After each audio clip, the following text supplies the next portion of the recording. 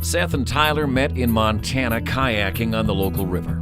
Tyler was 12 years old and Seth was 21 and in college.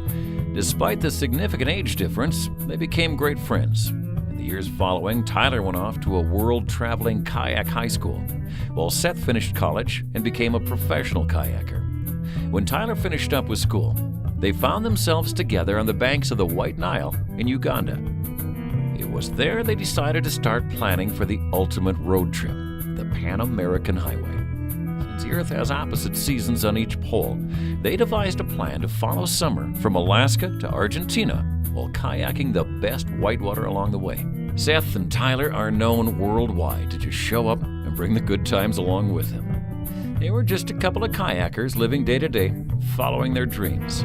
However, when they made a budget for the trip, they realized that petroleum to fuel them along their journey would be by far the biggest expense.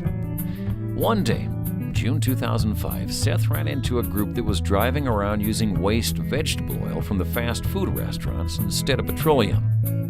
Now, these guys are no geniuses, but they sure seem like a good fit for their lifestyles. No one can argue with free fuel. The more they learned about alternative fuels, the more they realized that they could use a trip like this to set an example for others to follow. They illustrated all their ideas and made a high school science fair-style poster to solicit like-minded sponsors to fill their remaining budget.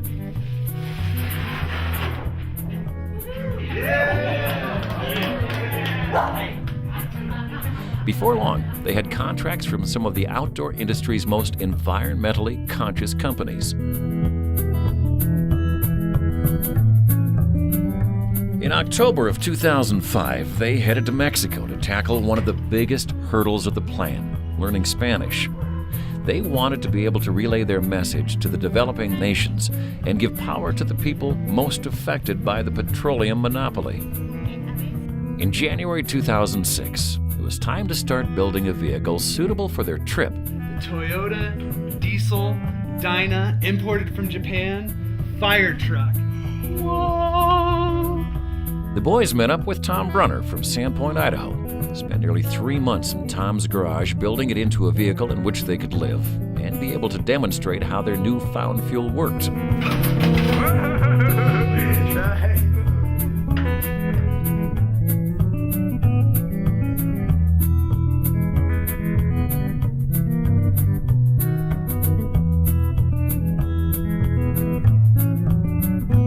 Her name was Baby. On one side, she had a pop-out tent and a spiral staircase leading to the upper deck. On top, she had a 6-pole tent so they could pull up and call anywhere home. On the other side, they designed a system that could burn literally any type of oil in their regular diesel engine and demonstrate how it worked. They even built a vegetable oil seed press into the vehicle so they could show how plants on the side of the road could be easily turned into usable fuel. Starting in March of 2006, they drove a figure 8 around the U.S. and Canada to over 50 cities. While testing the new components of the vehicle, they distributed curriculums to youth and taught kids about the benefits of new ways to fuel the world. The next thing they knew, they were at the northernmost part of Alaska and would become the first group to drive the entire Pan American Highway without a single drop of petroleum in their fuel tanks.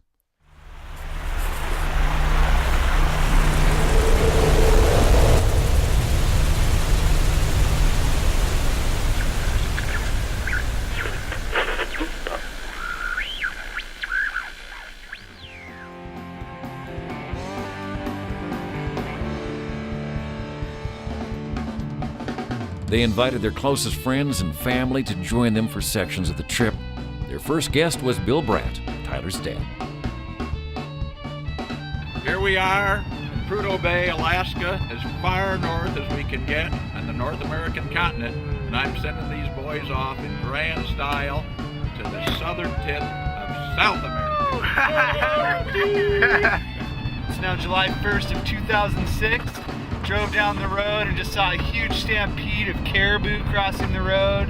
Right, just down a little bit from there, we saw a big old bear with her 2 cubs. Man, and if that didn't top it off, we saw a freaking moose with her calf crossing the lake, drooling all over the place. Moose drool. Love it, love it. Ow!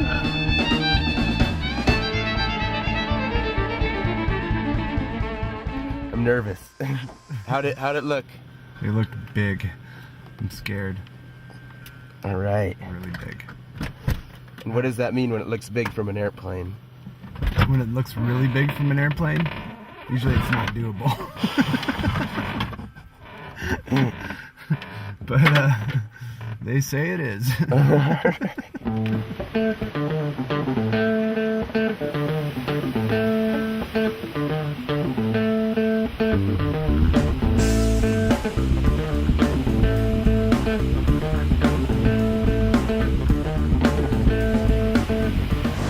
I'm lucky to have just made it out of number 1 up here, Devil's Creek Rapid. Came in and tried to thread the needle between 2 colossal holes. It's just a really bad situation. And then did a ginormous ferry from left to right to catch the eddy just above this rapid right here, which we both just decided is pretty much unrunnable. So.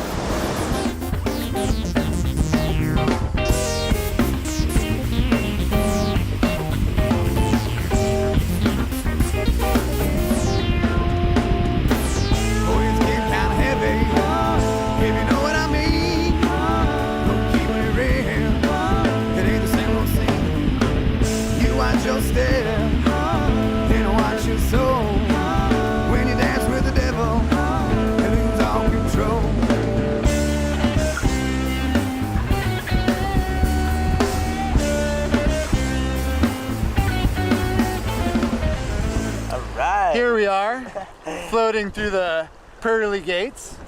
At the bottom of the Devil's Canyon that we just made it through. Number 5, I was like, dude, it looks good right down the middle. And he's like, whatever, dude, I'm going left. And I followed him.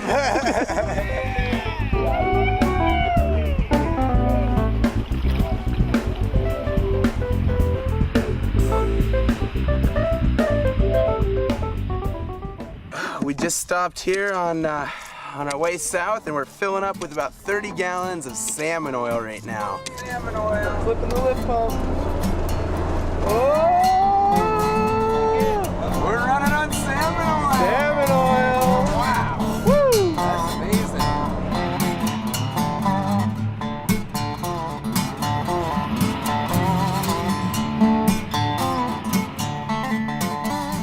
And you get ready for the next leg of the trip, which is down through U.S., Mexico, and all points south.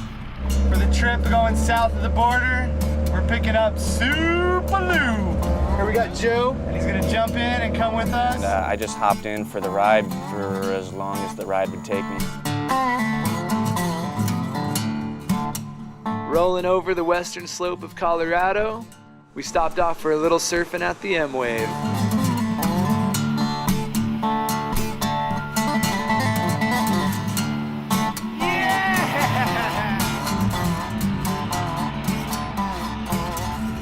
This is our last stop before Mexico. You're down in Arizona. Officers, we didn't think we were actually stealing the vegetable oil. We thought we were just recycling it. Bye, Tyler. It was a bit of a surprise when they were arrested for literally stealing trash out of a dumpster. They were charged for theft 3 blocks from Mexico. The boys laughed it off and hopped over the border.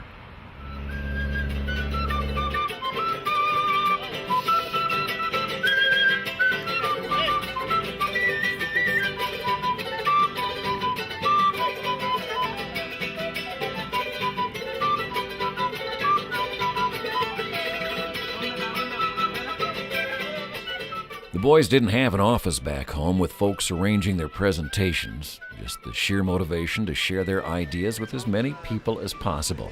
So they started stopping by schools to see if they could present their projects to the students. It was very well received. We're here in a beach town along the way, going to the next beach town.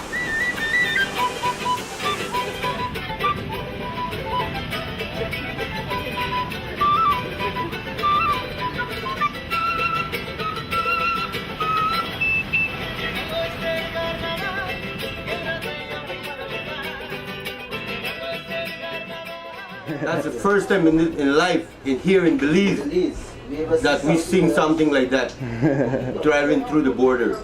I've never been here before. Oh yeah. Yeah, right at the border. Yeah. Woo. Get in the road. Welcome to Kayakers. Kayakers Bird Sanctuary. Kayakers is a bird sanctuary. Healthy people, small cemetery. So small that they don't. So we just hooked up with Andy and the girls, and we're on a boat. We're gonna go out and do some snorkeling. We're gonna go swim with the sharks. They're not the multicolored, what we call it, pigeons. But the one that made my day, yeah, is the offspring. Yeah, offspring made my day, yeah. Offspring, yeah. Offspring made my day where at Kayakers Bird Sanctuary. Yeah, man. The truck's full. There's about 6 people. We got the Lyrical King. Yeah, well, as it goes, I go with the flow, so that's all I wanted to know at this point in time. Went as far as the truck would go until she died and pulled into the first house that we could find and using their yard to do some repairs. We've had the solenoid go out, the fuel filter on the biodiesel tank, and also a breach in the radiator hose, all in the last, 20 minutes. This is basically third world mechanics. One of the parts from the vegetable oil system, a crucial part, it's electric piece, went out on us, and now we're forced to improvise by making a manual system to replace it. Lyrical King and Liberty Productions. Enough respect. Cut on. Cut on. Trod through the shadow of a valley of a death, we not dead yet. No, no. Been through the fire and the fire never scarred yet. Can't scar child. Trod through the shadow of the valley of a death, we not dead yet. No, no. Been through the fire and the fire is not scarred yet. So this is manteca. So this is mainly what they use manteca to make. They're basically frying pig skin with pig oil, and they make this stuff called chicharrón. You can see it's just really thick, gooey stuff.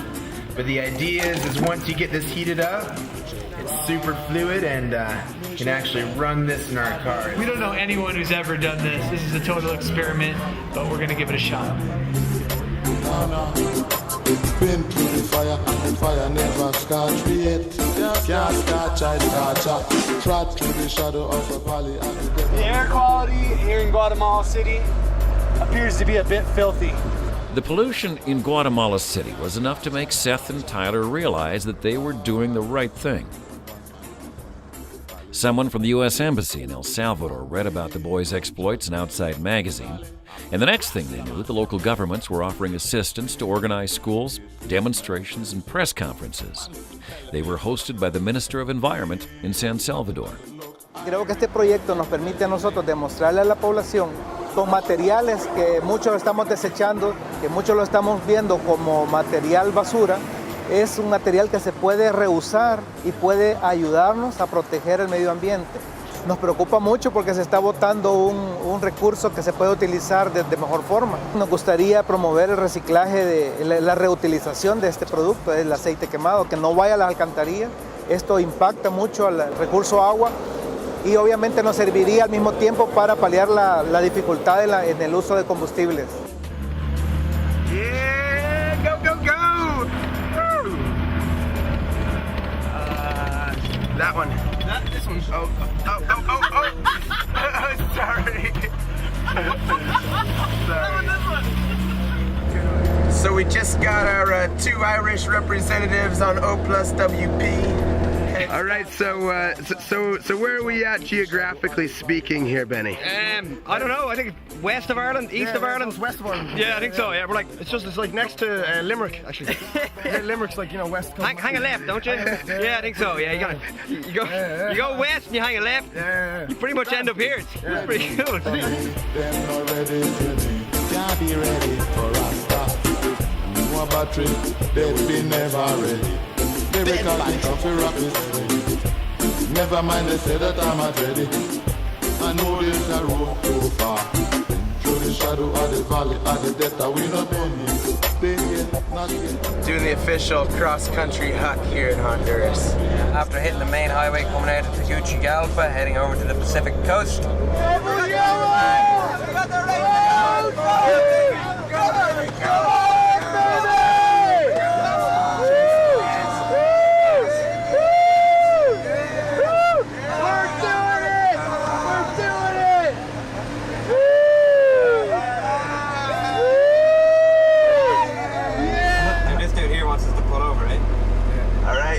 Sethers, look alive, look alive. I think this guy means something. Oh my God. Oh my God. Okay, necesito su You're helping me cross the border. I love it, I love it.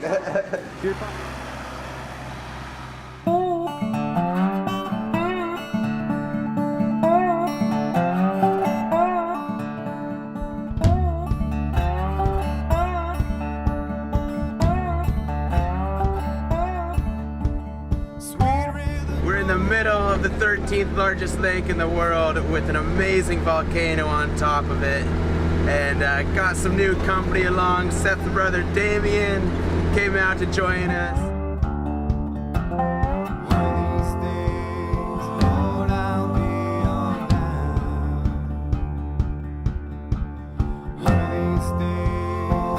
Well, poor Seth's been in quite a state for the last little bit. Came down with a really heavy fever this morning and brought him in here to the clinic. I don't know, man. I think it's something like malaria, maybe dengue fever. Malaria. Oh, malaria. It's a lot worse than the last time I had it in Africa. I really feel like I am dying.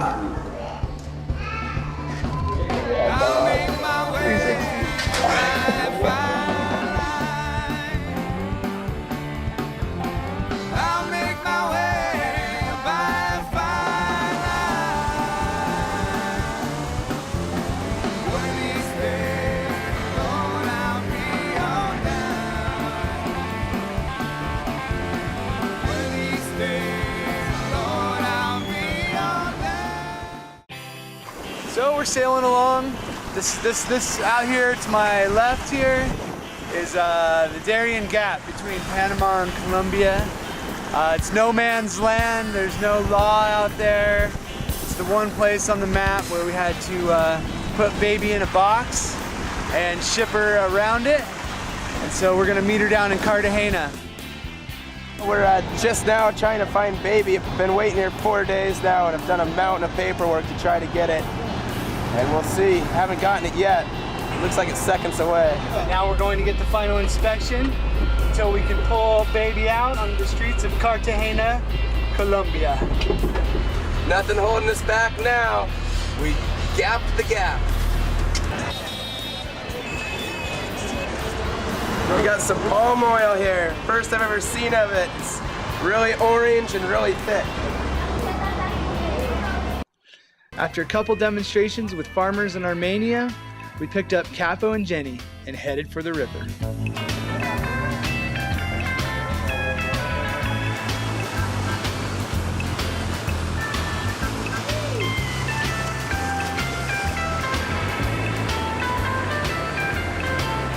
So it's 6 a.m. We're in Popoyan. We're doing pretty much the most dangerous section of the Pan American Highway that exists. So we're about 15 minutes into the worst part of the Pan American Highway, the most dangerous part where there's lots of thieves and bandits.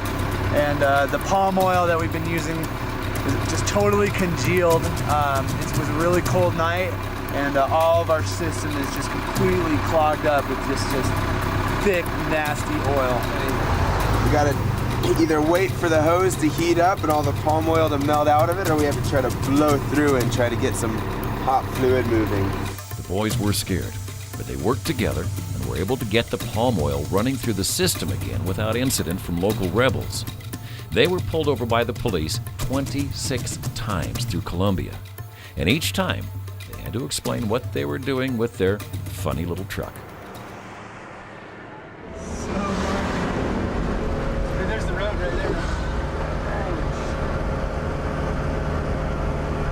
We've officially breached the gauntlet of our entire trip. We're standing right on the line. That is the equator that divides the world in two. Getting ready to jump over and cross into the southern hemisphere.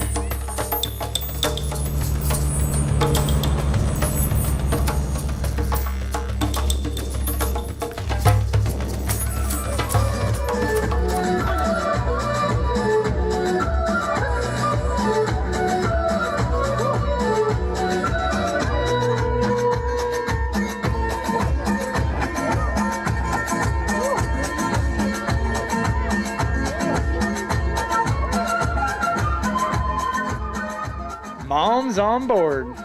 We got to have both our moms travel with us for 10 days. Happy to be part of the crew. Yes.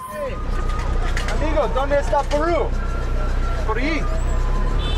Okay, listo, listo. Gracias. Peru. We are in the middle of the Peruvian desert.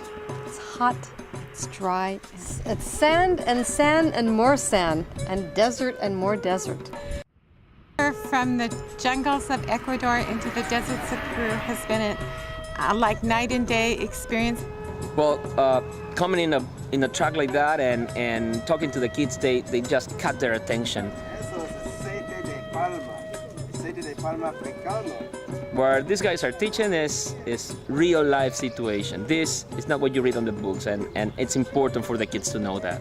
It was one of the best examples that we have over the whole year. Things just kept snowballing for the boys. The farther they got down the road, they just piqued more and more interest.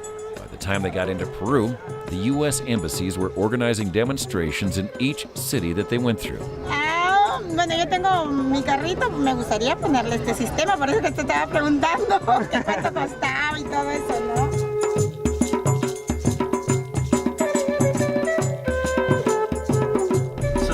We follow to Cotahuasi, okay, to the Puri. There is a class 5 session, really fun, really wide water. Pedro's a local kayaker in the town of Lunawana. He joined Seth and Tyler for a descent to the steepest, most difficult section of the Cotahuasi River in his backyard. The flow of the river was nearly double in volume to any other previous attempt. Pedro aimed to show the boys how it was done.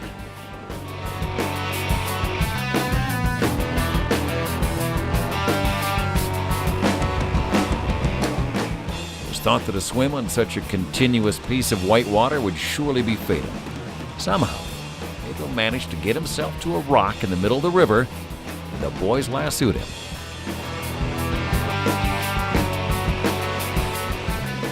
Tyler kept his composure and managed to pull off clean lines on the entire section.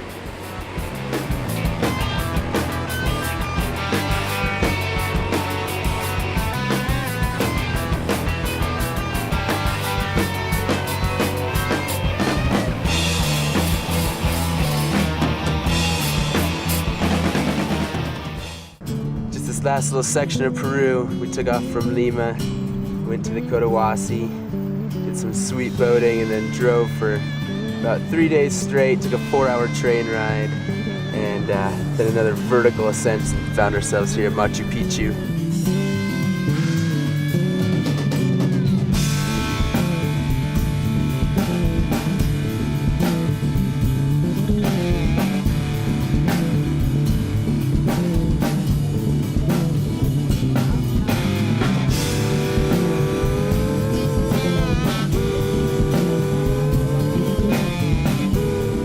Estamos aquí con el embajador de los Estados Unidos, Phil Goldberg, y también el mayor de La Paz.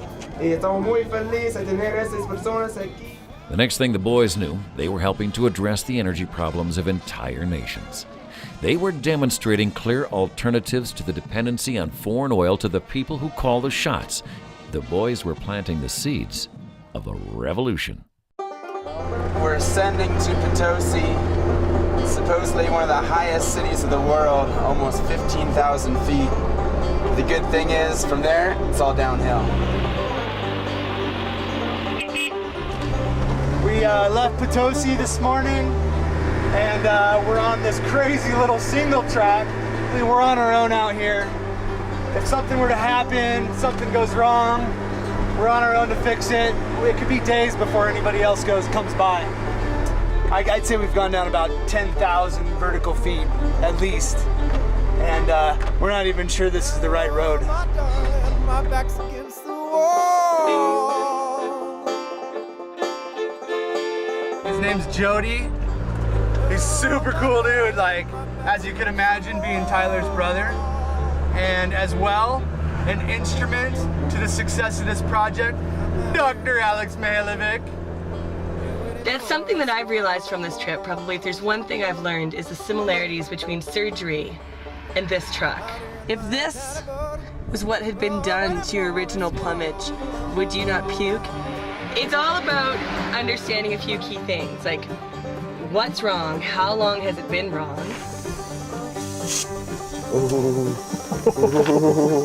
That was sketchy. Knowing that maybe just because you hear a sound in one hose, that the problem could be upstream in a valve or a bucket. There's not supposed to be water coming out of that. So you don't want to fix a symptom, you want to fix the disease. And if the disease is a sick radiator, you can pour in water, you can play with wires and hoses, but the radiator's sick, right? So you got to deal with that eventually. And if you don't, then you'll find yourself in Scratch-Ass Creek, Argentina, drinking wine.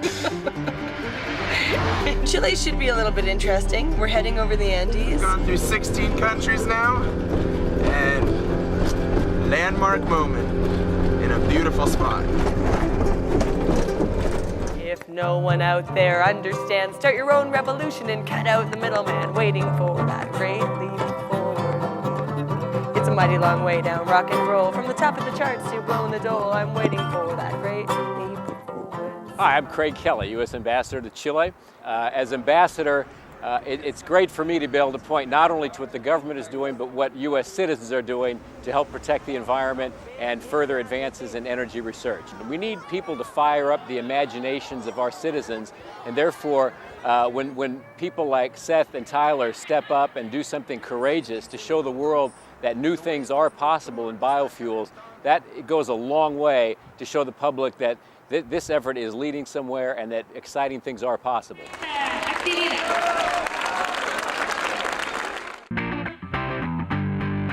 A sport like kayaking attracts lifelong friendships. In the Patagonia, a mixed group of some of Seth's and Tyler's best high school friends joined them to run some of the biggest waterfalls any of them had ever run.